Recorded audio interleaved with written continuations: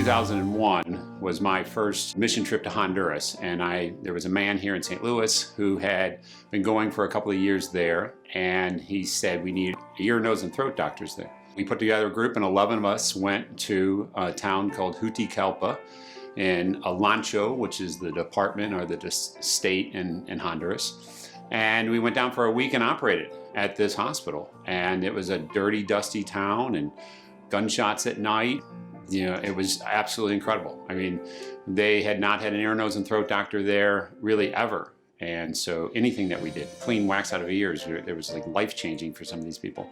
We went on the first trip in 2001, and I took residents with me, and then we've been going ever since. I've always had that desire to help other people. The first time I went down to Honduras was as a translator, as a medical student. It was something that I had always dreamed of doing. I had been studying Spanish my whole life and studying medicine now for the first time. Trips to Honduras have really evolved, you know, going from 2001 to now. We would go to the town called Juticalpa and had a small hospital there, and we would operate there and do about 50, 60 cases a week, and we'd see the patients in the clinic. And so now we've been going to a town called Catacamas because Catacamas was the largest metropolitan area in Central America that still didn't have a hospital. If you fell off the back of a truck there and hit your head, you were not going to get health care for a day or two, and so you were not going to make it, you know, and all sorts of things would happen.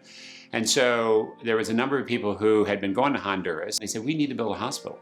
So 8, 9 years ago, we all met at Our Lady of Pillar Church on Lindbergh Boulevard and sat down and wrote out plans with an architect that was from Honduras, and then set out a plan to raise money, and we raised almost $4 million and built a hospital in Catacamas. And that's where we've been going ever since then.